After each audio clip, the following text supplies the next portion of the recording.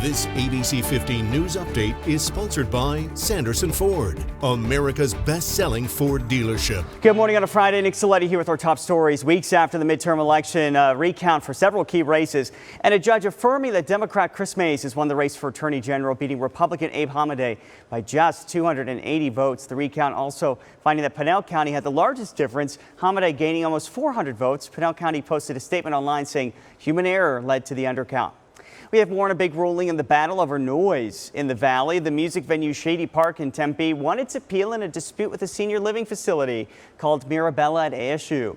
ABC 15 has been telling you about the back and forth near Millen University for months. On Thursday, an Arizona appeals court judge lifted Shady Park's restriction on time and decibels that made it impossible for venues to host live music. People who live at Mirabella insist the music is just too loud. Makes perfect sense. Who would even think for a second that it's a great idea to have a retirement home across the street from Shady Park? I think they should have waited and had a hearing and had both sides talk about it instead of just making an arbitrary decision. The fact of the matter is, whether you're Shady Park or you're residents of Mirabella, you have a right to live and work in downtown Tempe and do so peacefully. Well, the case now goes to Superior Court. Mirabella says they're still seeking a permanent injunction. The Valley preparing for several big events in the weeks to come. The Super Bowl getting most of the headlines, but the Phoenix Open and Barrett-Jackson are fast approaching.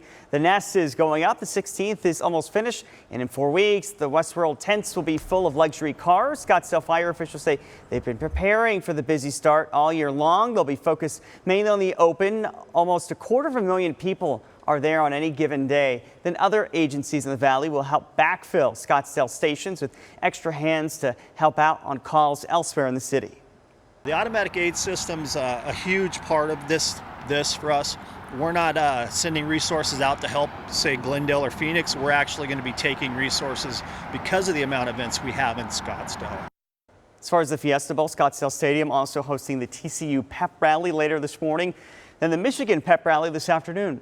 Hey, a wild moment caught on camera for one man living in PV, a Bobcat stalking and hunting a Jackrabbit. My goodness, the insane moment. Oh, there it is, bringing surprise and shock to Caleb Reese, who recorded the entire Discovery Channel moment as it unfolded. The Bobcat looking back before taking off with its catch.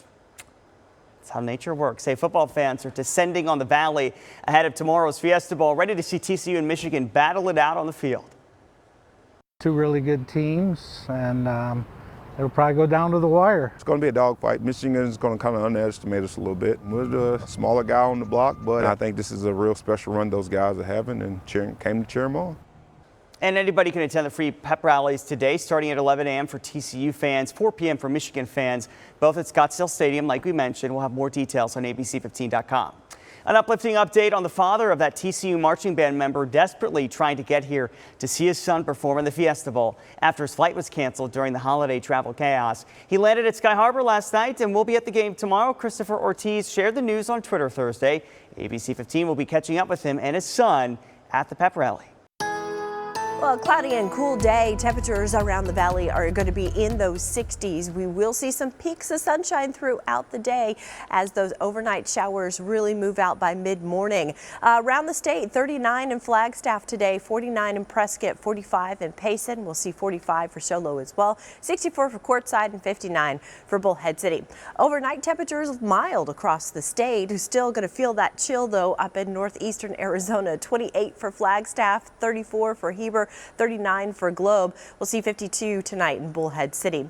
So as we head into the weekend, we're going to be dry on Saturday, our warmest day of the week with that high of 67. Then we bring in the rain, and we're going to have a weather action day on our Sunday, a high of 61. Showers will linger through Monday, then some sprinkles coming in on Tuesday as temperatures drop into the 50s. For the latest headlines, weather, and traffic, go to ABC15.com or just download our free ABC15 mobile app. This ABC 15 News Update is sponsored by Sanderson Ford, America's best-selling Ford dealership.